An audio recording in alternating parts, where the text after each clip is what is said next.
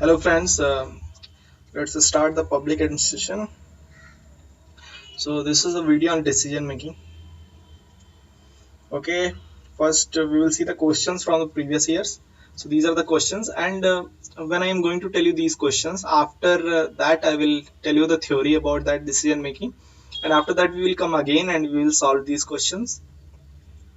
So just listen very carefully. What is the first question? Examine the respective roles of facts and values in decision making process. Is it possible to make value-free decisions in government system? How can government decisions be made more rational? So this is third 60 marks question, and you can divide it into three parts and write a very good answer. So here you have to give a lot of examples from your current situation, that is Indian public administration. Then you have to give some thinkers name and their theories regarding the decision making process, and that's it. Then question 2 is consensus and unanimity are used as styles in decision making. So you have to comment on this. And consensus means agreement by all. Similarly, anonymity means no one is opposed to the decision. So this is denoting to participative decision making. So we will again see this later. Okay, coming on the question number 3. While the entrepreneur makes strategic decisions, the manager makes tactical ones. So here you have to differentiate between strategic and tactical.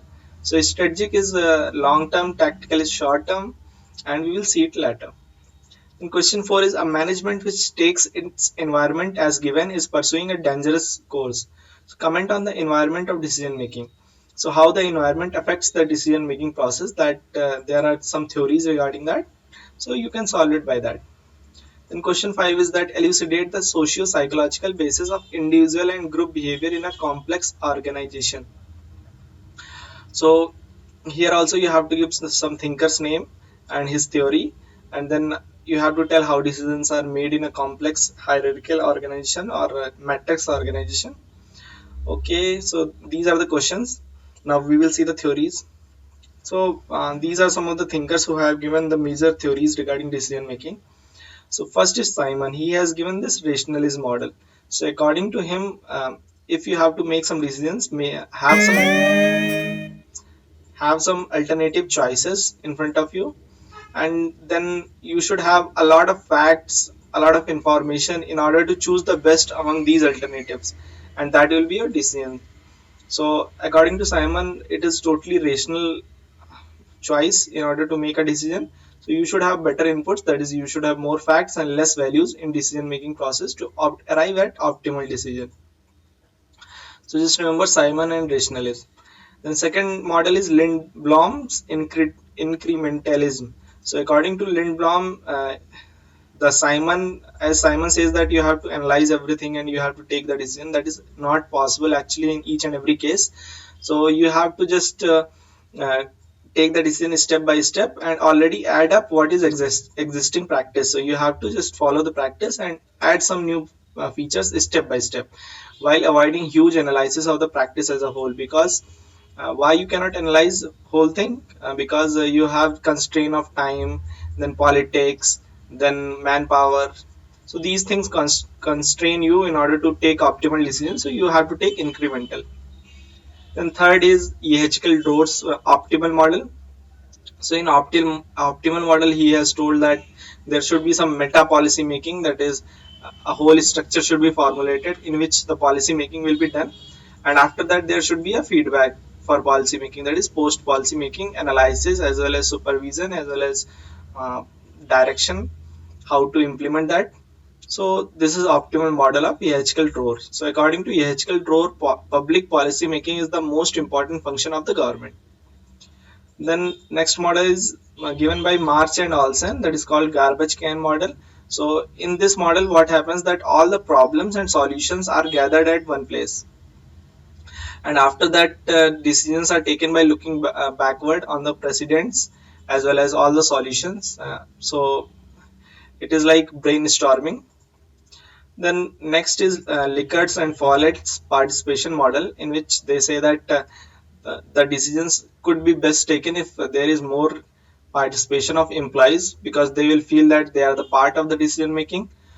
So stakeholders should be part of decision making process. Even Follett said that there should be no representative democracy, because that is a farce.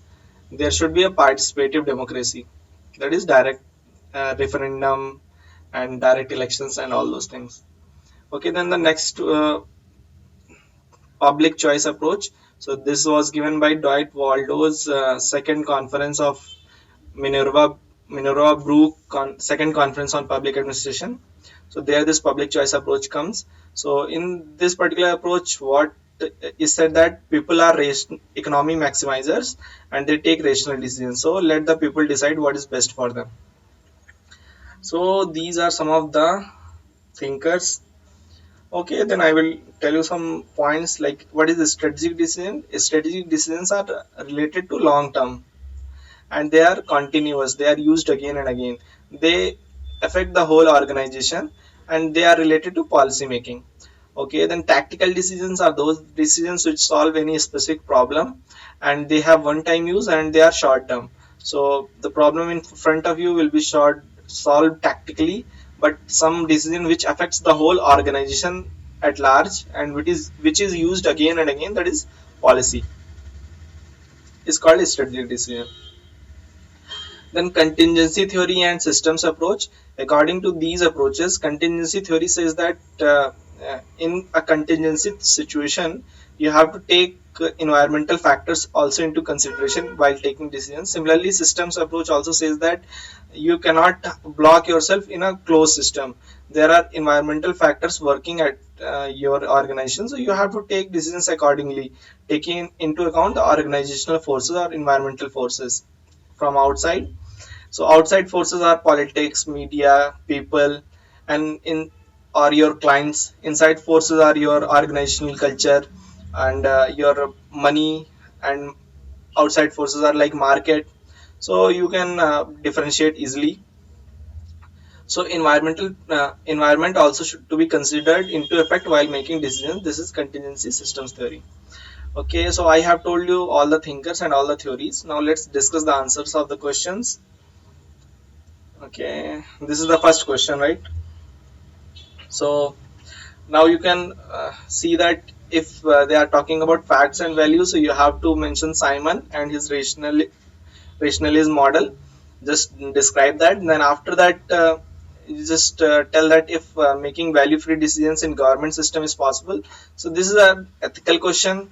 As you know that some people are marginalized, vulnerable, and government's main motive is not to maximize the profit, but its main motive is to make sure that the welfare state exists. So that's why this is actually not true. Means value free decision should not be there in government because it is formulated for the welfare. And then the third question is that how can government decisions made be more rational? So again, you can go to Simon's model. He says that if we have more facts and more computerization is used, more IT is used, there is less discretion and more objectivity. So then we can have more rational decisions. Okay, then coming on the second question, consensus and anonymity. So again, you know that this is participative process. So you can talk about MP Follett and Likert, and you can also tell about Likert's four models of how the managers manage, and also Follett's ideas about participative management, how to resolve the conflicts, and how what is situational leadership and all those things. So here you can tell about that, and you can formulate a good answer. You can also give some examples like Gram Sabha in village or board, municipal council in municipal corporations, like that. Then the third question here, as you can say, is strategic and tactical. You have to differentiate between policy making and normal decision making, or you have to differentiate between leadership and management.